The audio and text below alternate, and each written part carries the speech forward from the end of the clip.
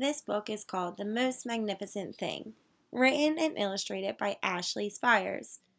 Well, if she wrote the words, think about what that makes her. The author is the person who writes the words. Ashley Spires also illustrated the book, which means she drew the pictures. This is a regular girl and her best friend in the whole wide world. They do all kinds of things together. They race, they eat, they explore, they relax. She makes things, he unmakes things. One day the girl has a wonderful idea. She is going to make the most magnificent thing. She knows just how it will look. She knows just how it will work. All she has to do is make it, and she makes things all the time. Easy peasy. First, she hires an assistant. By looking at the picture, I'm wondering who her assistant is going to be. Do you think you know? Next, they gather their supplies. They set up somewhere out of the way and get to work. The girl tinkers and hammers and measures, while her assistant pounces and growls and chews. When she is finished, she steps back to admire her work. She walks around one side. Her assistant examines the other side. It doesn't look right. Her assistant picks it up and gives it a shake. It doesn't feel right either. They are shocked to discover that the thing isn't magnificent or good. It isn't even kind of sort of okay. It is all wrong. The girl tosses it aside and gives it another go.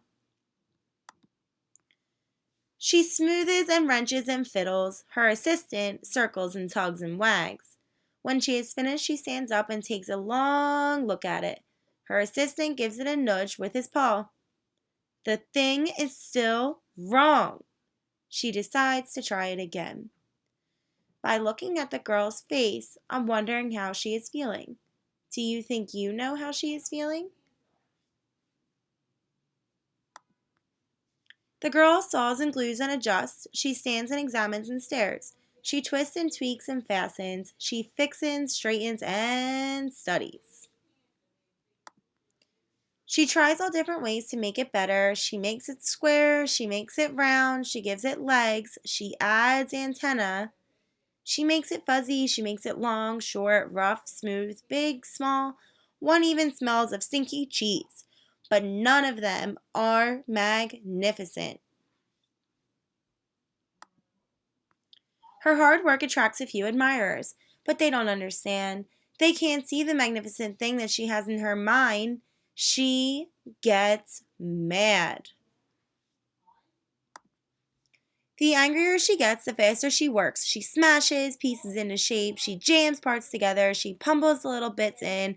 Her hands feel free big to work, and her brain is too full of all of that not right things. If only the thing would just work. Crunch!